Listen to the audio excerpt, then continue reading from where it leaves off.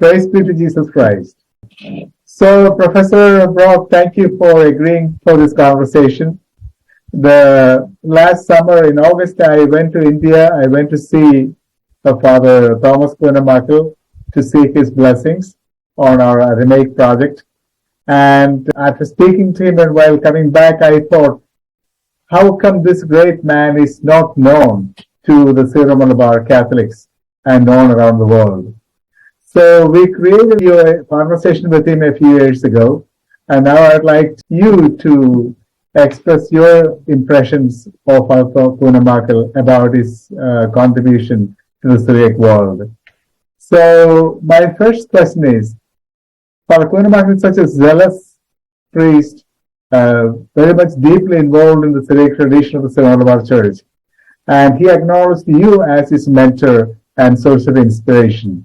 So what was your impression of Father Koonammakkal when he was a student? Thank you for undertaking this as well evaluation of Father Thomas, because he should be better known. I think he's a very modest person, and it needs someone from, which is not him, as it were, to promote him. Yes. And you're doing that. Thank you. Yes. When he came to Oxford, this was quite a long time ago now, he already knew Syriac pretty well, and he came for the 1 year very intensive reading course. We had classes every day, and from the first he was impressive in his knowledge.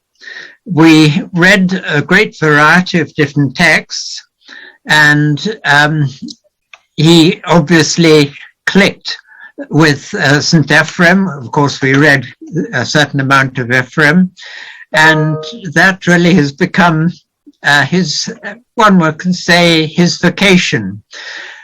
I forget how we decided on a thesis topic, but it was quite clear that it was going to be on Ephrem, and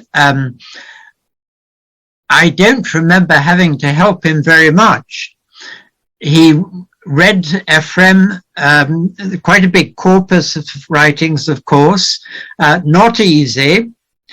He also, in the long vacations, he went to Germany, where he earned some money acting as filling in a priest's vacation time, local priest's vacation time, but he also took the chance to visit Dom Edmund Beck in his monastery. Beck was the editor, modern editor of Ephrem, and clearly they got on very well, and it must have been very helpful to have the insights of the editor of Ephrem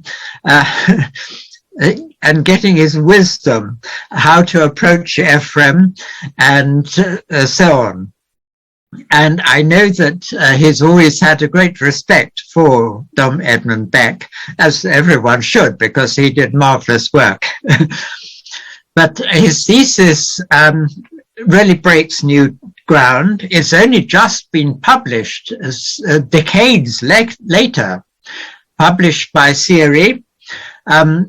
In between, quite a lot of it has come out in forms of articles, and these articles at once established Father Thomas as a great authority on Ephrem, one of the few people who knew Ephrem's writings well and who could interpret them well.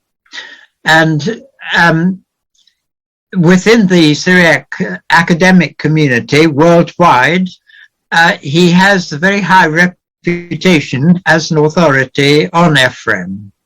Oh. And now that his thesis is actually published, this feeling of authority and respect for him, I think, will only increase. I must say, whenever I've read articles of his, I am always impressed by the way he clearly knows the mind of Ephrem in a way that's not easy to penetrate for a modern person.